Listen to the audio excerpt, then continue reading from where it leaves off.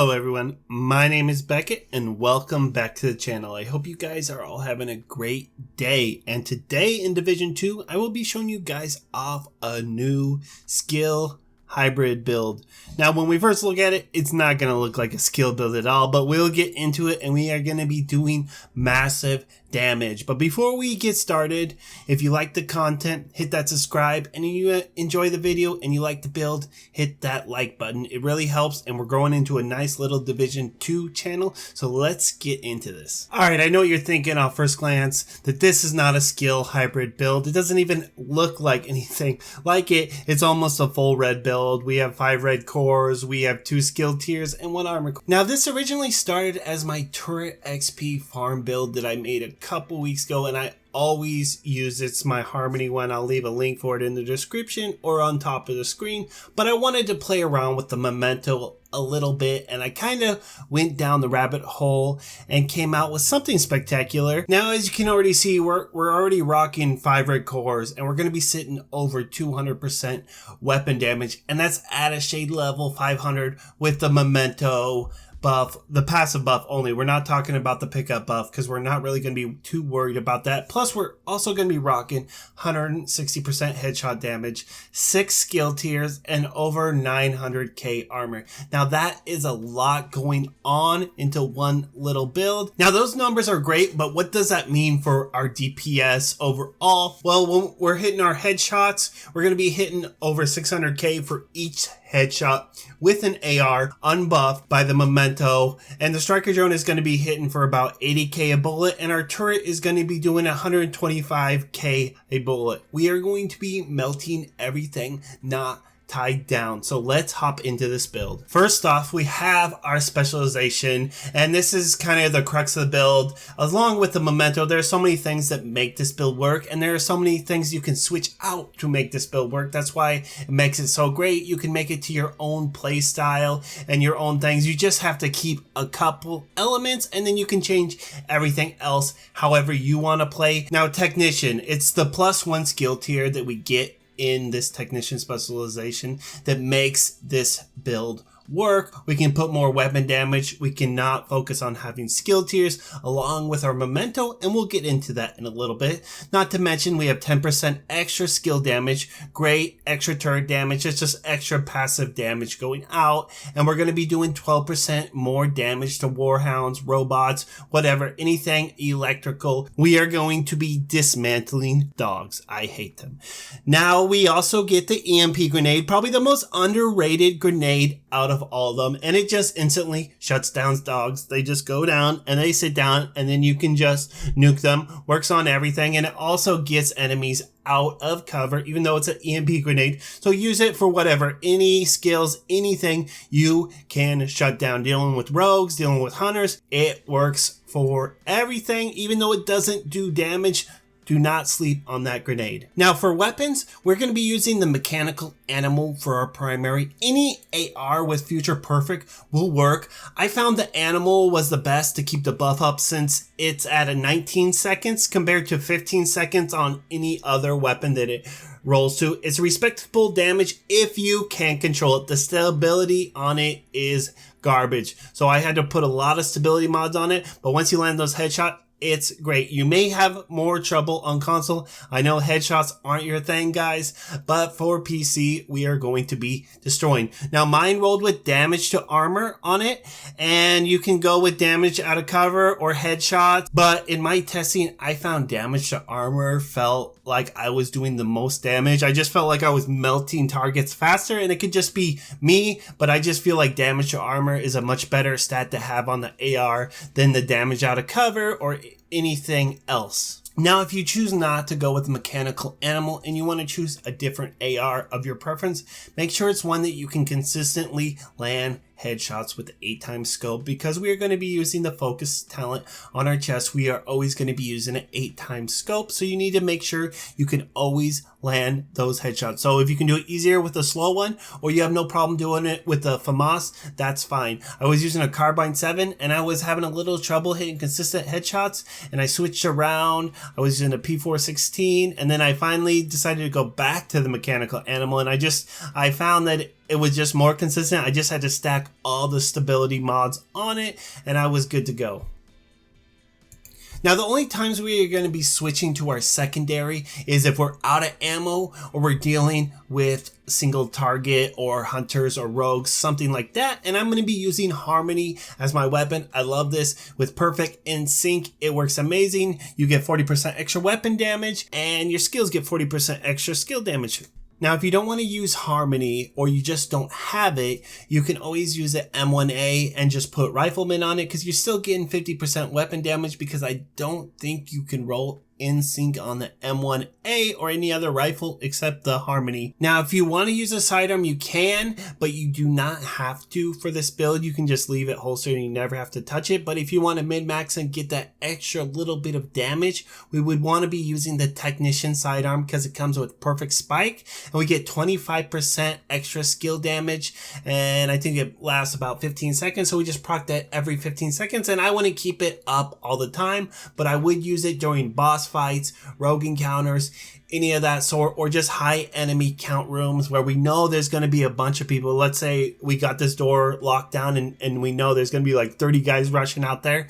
Drop your turret, drop everything, start unloading, proc that spike, and if we can pop Future Perfection, get everything rolling, we are going to be doing some crazy burst. Now, when it comes to gear, I ended up leaning towards a headshot damage and skill damage build mixed in with a little bit of armor regen, just if you need a little more survivability. And we're only going to need one skill tier on our armor pieces, not including the Memento. So we're still going to have that because we can't reroll that. But since we're going to be running Future Perfection, we're going to be able to use so many red cores that we're going to be able to push our damage up so much higher than we would with a regular, just original skill build that I had before. So I went with 3 hardwired pieces. Ideally, you would want to replace that for 2 Hannah and 1 Wyvern just for min-max purposes. I also tried other variations such as Fenris Chest, Fox Prayers, and several different iterations, and Providence headshot build was still about 20k higher per bullet in sims and on the range. It was a little less in the range, but it was still about the same. Now, the only thing I didn't get to try out is the Contractor Gloves named item that gives you damage to armor on enemies, and I would love to try that out. If you have that and you run this build and you end up trying it out, let me know how it goes. Now, for the mask, we're going to be running the Punch Drunk named item. I think it's D and H where you farm it from, but I am probably wrong, and we're going to want weapon damage on that. Headshot, of course, because it rolls with 20% headshot, and skill damage or armor regen. It's up to you. I went with only 1 piece with armor regen and the rest skill damage on my gear. Now, of course, for our backpack, we are going to be using the Memento, and we will only be using the Memento for passive buffs and its beautiful rainbow qualities. We can go for tokens in combat, but generally not advised, although we can take a few hits and regen fairly easy. Lack of armor and kill or adrenaline rush can get you killed in heroic and legendary content quite easy. Now, if you didn't know how Memento's talent that rewards tokens for kills works, it works the same way loot works if you kill an unattainable enemy. You will instantly get that loot right on your body, so you will instantly get that token right on you, get the 10-second buff, including that huge skill, weapon buff, and the bonus armor. Nice feature, generally not game breaking, but good to know since we will generally be stationary. And with focus and skills doing work, it can result in a huge burst period. Now, we're not going to be banking our gameplay around this feature. It's just something nice to know, a tip. So when you're out there on your missions, on your legendaries, in the summit, best example I can give on a situation like this is where you have to save President Ellis and we're waiting for the helicopter and there's guys across the way. Every single one of those enemies we kill, we're gonna get the buff, we're gonna get the token,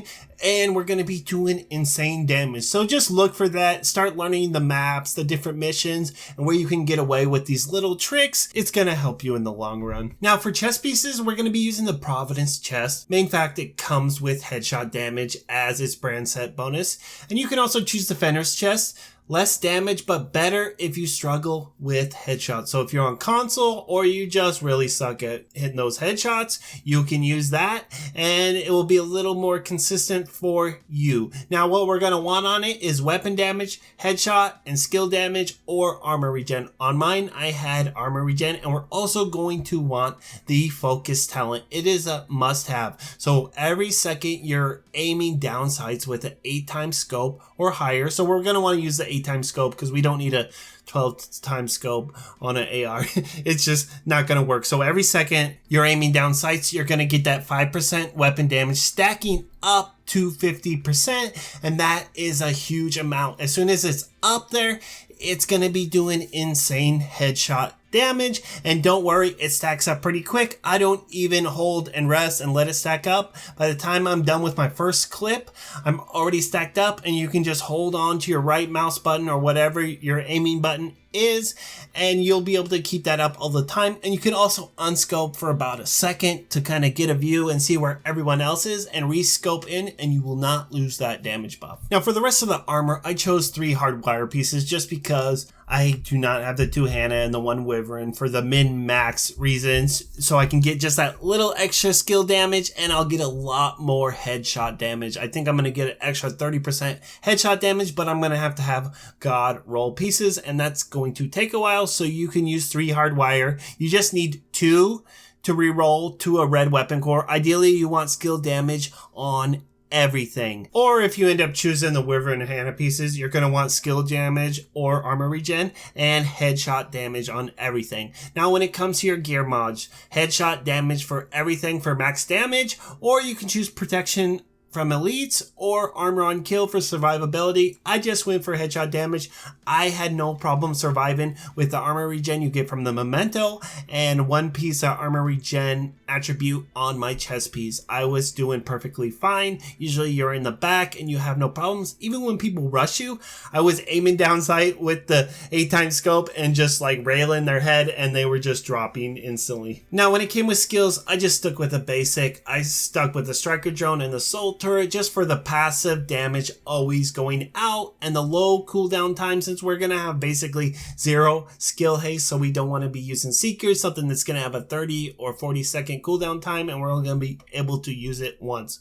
We're going to want turrets, clearing rooms, and us just nuking everything else. Now for mods, you're just going to want damage and whatever else. In the other slots, put whatever you want else, but basically we're going to want damage and duration if possible. Now I did this at shade level 450 between 500 while I was testing this, and it performs well at a low shade and only scales higher with the more shade levels you get. And as a side note, I did not even put any of my shade levels into headshot damage yet, so I was able to hit those high headshot numbers without pushing my shade levels into that. I just put in the basics, the weapon damage, I have max skill damage. Now not everything is sunshine and candy, so let's get into the good and bad. Although this build has high sustained damage when dealing with multiple combatants on the field, it does struggle when we don't have a lot of red bar or we don't have a lot of low armored enemies because we're unable to keep those stacks up on future perfection. Now I've already gone into a couple great things into this, like we're going to have skill tier 6 up all the time,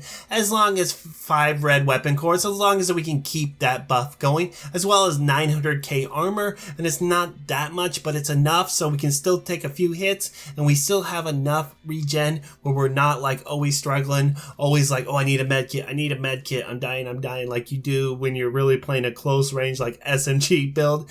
Our turret is doing 150k a bullet, it's doing 125k a bullet, and our striker is doing about 80k a bullet, and that's not buffed, that's not without all the extra buffs into the equation, and our headshots are hitting over 600k, and that's without the buff from the kill token that we get from picking up from the Memento. Although this build isn't optimal for all content such as the raid, we're able to complete all content, clear up to legendary without an issue, as long as we play to the build's strengths and try to avoid the weaknesses as much as possible. Now we got the ugly. So this build has very low mobility. You're usually going to be stationary all of the time. You really don't want to be moving and pushing that much, and you can get really punished very badly for pushing too much, but sometimes it is required. If your whole team is pushing, go ahead and push with them. Together, we do have an AR and we can do a lot of damage. We just don't have a lot of that armor on kill. Now, our single target damage is very low. Not very low, but we do need to switch to a Harmony offhand. And it's not a huge damage loss, but it is noticeable, and you can notice it on those enemies when you do not have that skill tier 6 up running with that AR. Now, we do low damage on high armor targets without that skill tier 6. I said that already, but we also have a slow ramp up time for our full potential. Basically, we have to wait to pick up those 30 kill tokens, and you start to notice it about after the 10th or 15th token. You kind of start feeling the scaling. And the biggest thing, if you have trouble with headshots, it will significantly affect your damage, and it just might not be the build for you. If you are just struggling with headshots all the time and you just can't hit them, this is not the build for you, and you shouldn't play it. There's a lot of other builds, but it's so dependent on hitting those headshots for all that extra damage that if you're not doing it, you're going to be doing subpar damage, and you would be better off in just picking another build. And it has nothing to do with you. It's just how the build is set up. And if it's not up to your skill level, that's okay. It takes time. And the last thing, the 8x scope. It's not for everyone and takes a little time to get used to, but once you got it down, it feels like riding on a bike. But that's it for the build. I know it was a long video, but I like to go more in depth and more in detail with my builds further and further we go with this channel, unless it's a starter build, and it will be pretty simple. But when we do a complex build like this, I like to break down every little element so you guys can understand. But I will see you guys next time. Have a great day.